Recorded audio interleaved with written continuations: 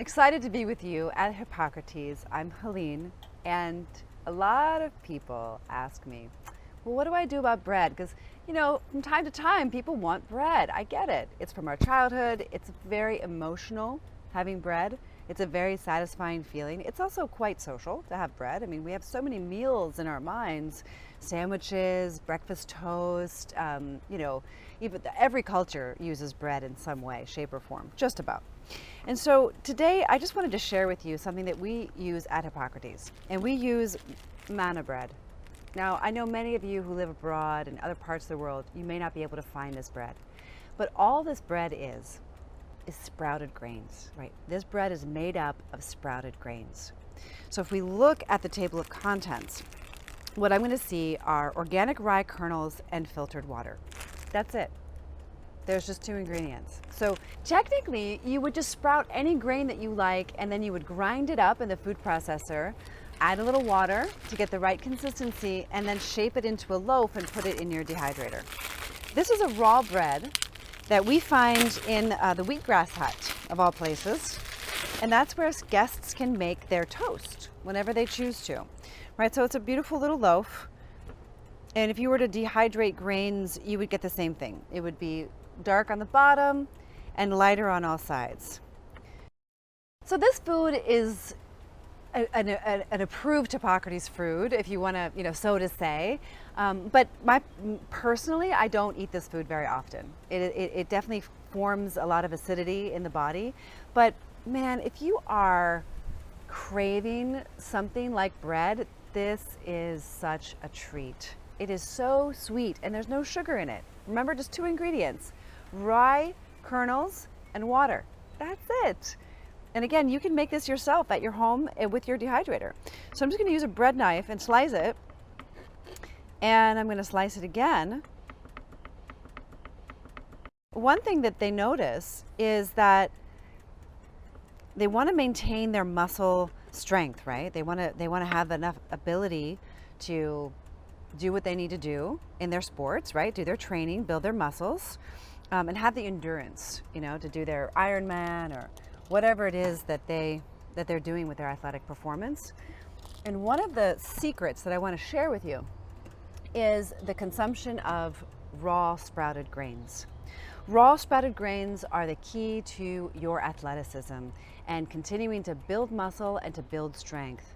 If we deprive ourselves of the grains, our society has been so against grains these last 10 years or so, and you're on this raw vegan diet, you tend to lose muscle mass, not gain it. Right? So I don't want that for you. I tend to gain muscle mass easily. I don't need a ton of sprouted grains in my life, but they're a great resource for us. And again, I'm saying whole grains, and even better, whole sprouted grains. Grains are a big topic because they give us that soft, satisfied feeling inside, and it's a very emotional thing, actually. When you eat a grain or when you crave a grain, oftentimes you're craving something else. It could be an emotional need that's not getting met. So while that is, I should tell you what we're doing. I haven't even told you what we're doing. We're making avocado toast. Avocado toast. It's the dream that comes true over and over and over and over again. Avocado toast rocks. And so I thought we'd make an extra special avocado toast. I can't wait to hear all the ways you guys are going to make avocado toast and see your pictures in the Facebook group, because I'm so curious, endlessly curious about how you're going to make your avocado toast. I thought today we would make an everything bagel spice from scratch. Because if I go to the grocery store and I buy everything bagel spice, it's not going to be organic, and that's a bummer. So I'm just going to make it myself. So what we have oftentimes in everything bagel spice are poppy seeds. So I'm going to make poppy seeds, another purple food. I know you guys know how much I love purple food. And sesame seeds, raw organic sesame seeds. That's always in everything bagel spice. And for those of you who aren't in the United States of America, or who haven't had much exposure to New York City, or don't know what everything bagel spice is, it's a spice that they usually put on bagels, and it's just so good. So good. And usually there's onion flakes and garlic granules in it, but the kitchen has only powder, so that works. We're going to make it work. A good chef uses what she has. And so we've got onion powder here. Just going to concentrate the flavors. and garlic powder. And if I, at home when I make this for myself, because I always have a container, fun fact, I always have a container of everything bagel spice ready to go for different occasions, such as avocado toast, or anything really. It's so fun, even on some sprouted quinoa, or even some cooked quinoa. I mean, it's just great. So what's the ingredient that's missing here? Salt. Yep, you probably guessed it. Salt.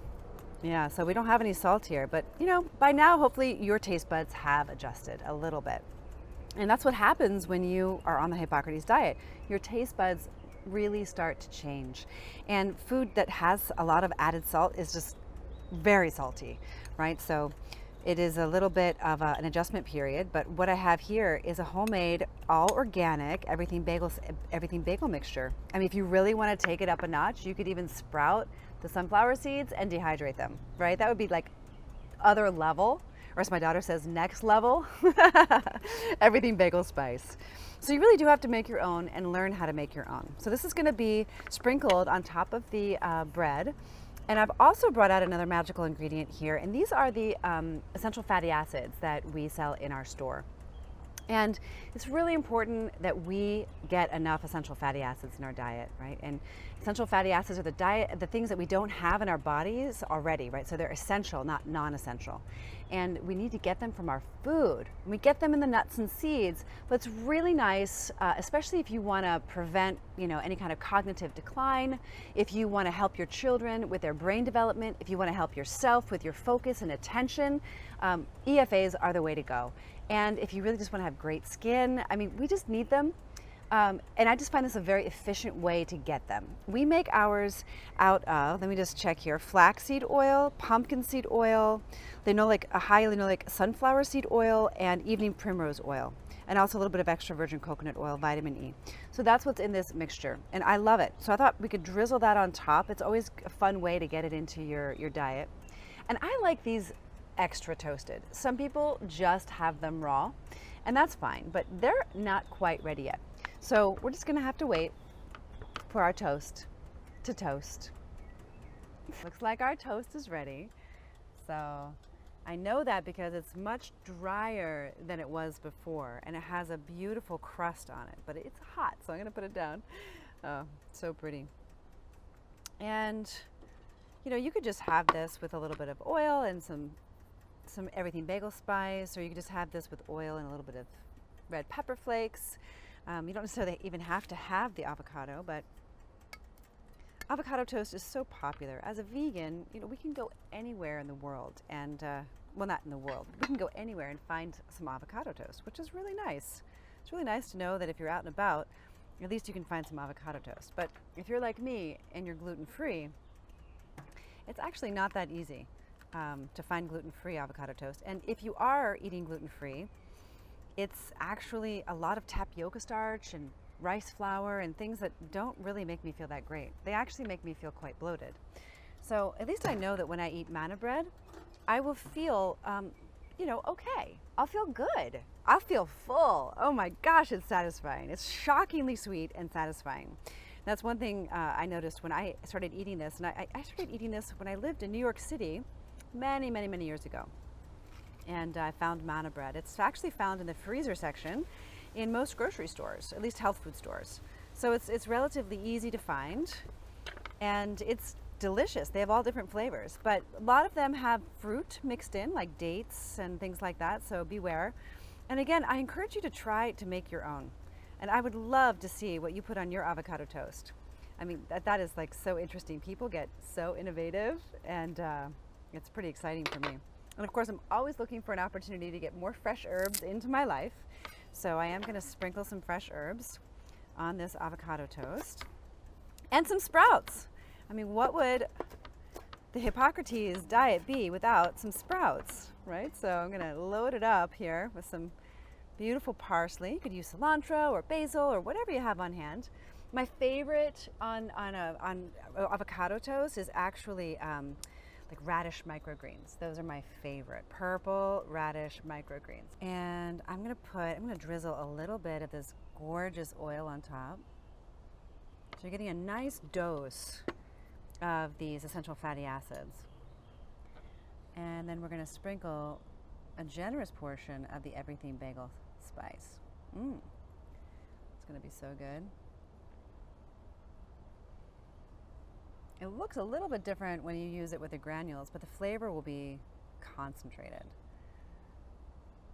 So this isn't the ultimate food combining, right? Because we have grains and we have seeds, right? But it's very few, so it's not the end of the world. This might be good also with some lemon juice on top.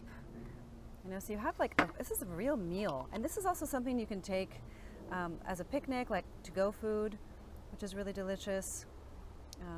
And if you don't want to use this fancy oil, you could also use olive oil. Olive oil is a great option. Yeah, so this is going to be delicious. I love it. Now, of course, I like to add spice to everything, so I am going to sprinkle everything with a little bit of red pepper flakes.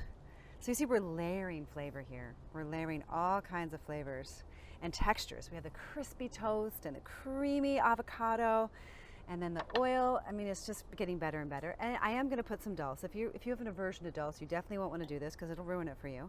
But I'm going to put a little bit of this on top for those extra minerals that we love to have in our lives, because minerals go to rebuilding cells at their base. Anyway, I'm so delighted.